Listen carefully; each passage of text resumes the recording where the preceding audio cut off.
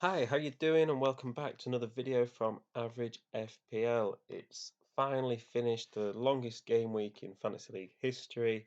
I think it's probably been about 2 weeks since I actually needed to release a video. So here it is, hopefully worth the wait. Um, so we've got my team here from game week 23. Uh, Above average game week. I think I finished on 42 points, and I actually had my captain and Burnley defender in for the final match of the game week. All that anticipation. I was thinking, oh, this is this sort of these players that nobody else will own. And then Loughton, Burnley get a clean sheet, Loughton doesn't play, and Josh King gets booked. So the upside was there, but obviously, I guess if you're putting all your eggs in the Burnley and Watford basket this season, then you're asking for trouble, and that's what I got. So that's my team. I am quite happy with it. My rank at the moment overall is just oh, that was my game week rank here. My game week rank was there, but my rank overall at the moment is just outside top 1 million, um, which is pretty good for me. I think it's my fourth green arrow in a row. I think I went for six green arrows, then four red arrows, then this my fourth green arrow. So I just kind of need to, as everyone sort of thinks, keep the green arrows, reduce the red arrows. And if it was that easy, I guess everyone would be doing it. But I'm okay with where I am. I think Fantasy League has gone through a bit of a strange time recently. It was sort of all hectic over Christmas, and now there's been a real drop off in terms of engagement the last couple of weeks, purely because we've had FA Cup games, players have left the African Cup of Nations, so they'll be coming back. The league fixtures coming back.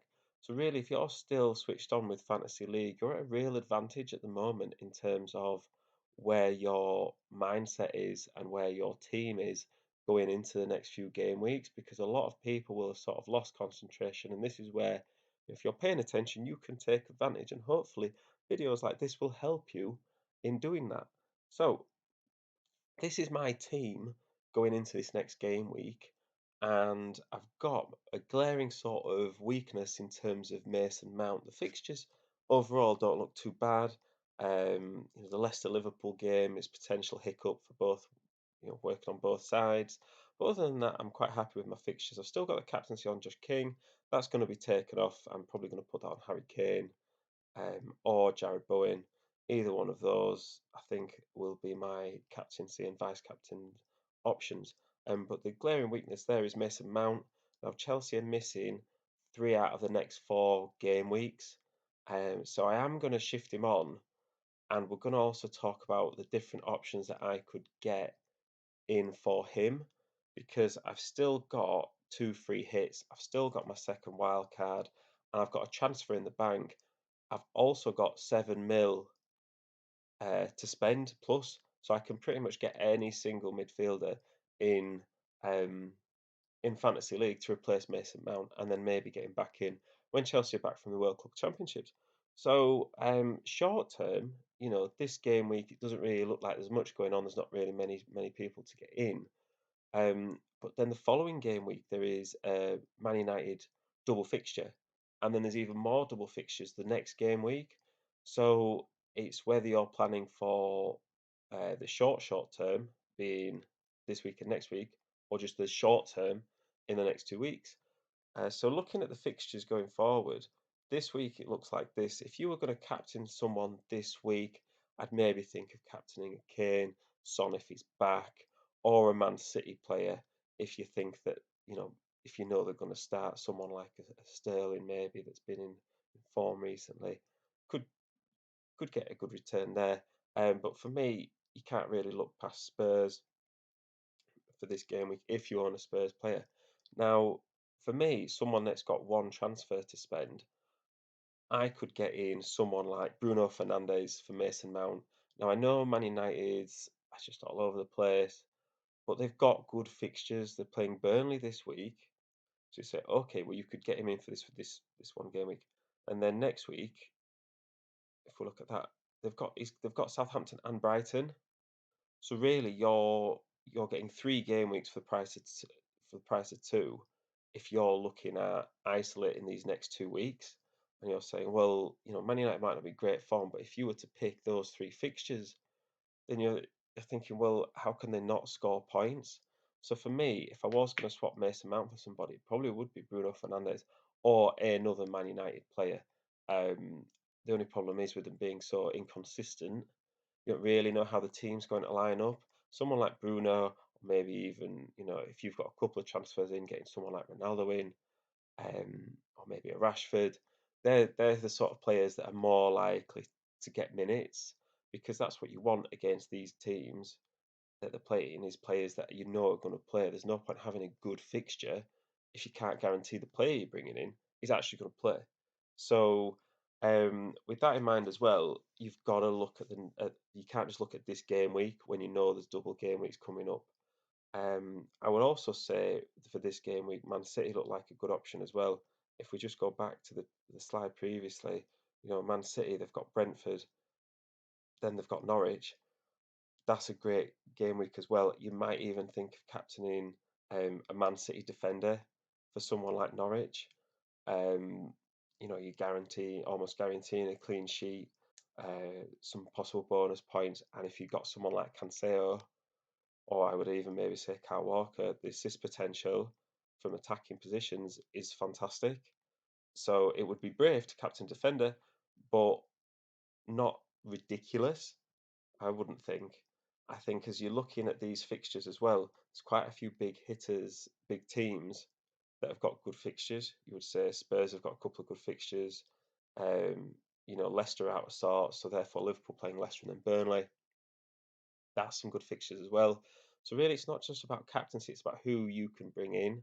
And these sorts of game weeks are prime for your free hit, especially if you've got two left because essentially you're going to have to bite the bullet at some point and make that move to play your free hit because you can't just keep saving and saving and saving. In your head, you're thinking, oh, I'm in a great position because I've got uh, two free hits.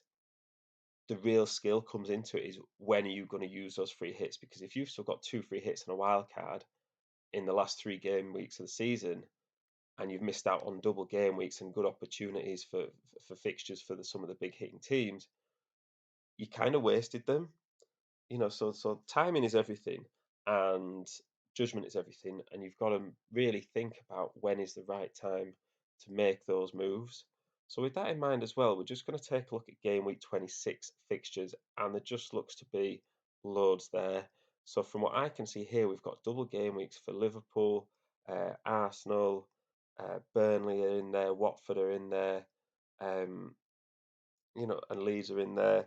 There's quite and Wolves as well. There's quite a few knocking about, and having seen these next three game weeks there, I would say Liverpool's fixtures look fantastic. If you add in um, a double game week with Norwich and Leeds, that's triple captain Salah territory if ever I've seen it.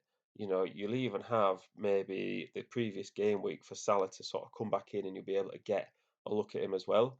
So if you don't have to make a transfer, if you don't want to use your free hit and you don't have to make a transfer for this game week, I think going into this game week, is game week 26, is definitely worth having two free transfers if you're not going to use your free hit. If you know you're going to use your free hit in this game week, then you don't want to go into this game week with two transfers because your free hit cancels out those transfers. So you'll have just wasted it. You're always going to go in with one because it just resets every game week.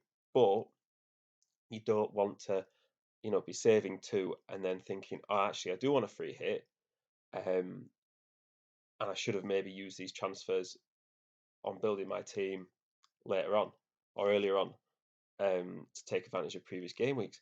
So if you are going to free hit here, another important thing to think of is what are the fixtures like for those players you're bringing in afterwards.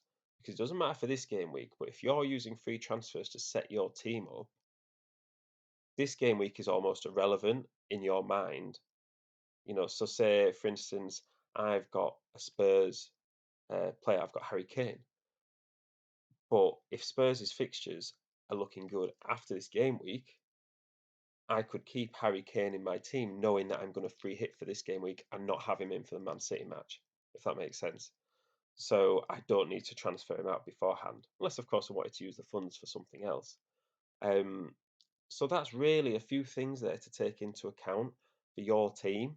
Um, you've got to plan ahead. I think if you're planning on free hitting, then it does impact your transfers that you're making today, and you need to really look at those fixtures for those players you're bringing in for after your potential free hit, and you need to be decisive. You need to make that decision in advance because it does affect preparation.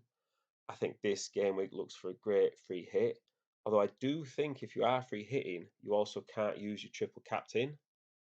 So I think that's the case. I maybe just need to double check that. But if that is what the rules are, then you'll also need to make a tough decision as to what will get you more points. You know, triple captain somebody with two great game weeks like Salah, or revamping your whole team to take advantage of having, you know, Arsenal, Liverpool players in your team, say. So yeah, that's kind of the preview for this game week, and we'll talk more about these fixtures as and when they get a bit closer for game weeks 25 and 26. But you can't ignore them; like they're relevant to the discussion for this game week as well. If you plan on, making alterations for those game weeks, I would also just suggest that this next deadline is on Tuesday, and then there's fixtures the following weekend. So I would just be aware of the quick turnaround as well that's coming up in game weeks, especially after not having much to do for quite a while up till now. So yeah, let me know what if you think I should do anything with my team. Bear in mind I've got all that money in the bank, and I've got the two free hits. If you've got any questions as well, I'm more than happy to throw my thoughts into there. And you absolutely don't have to listen to them, but sometimes it's good just to get different people's opinions, especially people that aren't necessarily tied to players in your team. They can look at them a bit more openly than maybe you can, and it definitely counts for me as well. Um, so yeah, good luck in your game weeks. Thank you very much for listening. Please, I don't often ask. I usually forget to ask, but if you got a second, just subscribing would be greatly appreciated. Um, appreciate any support that I can get my hands on. And thank you very much for listening. And I will see you in the next one.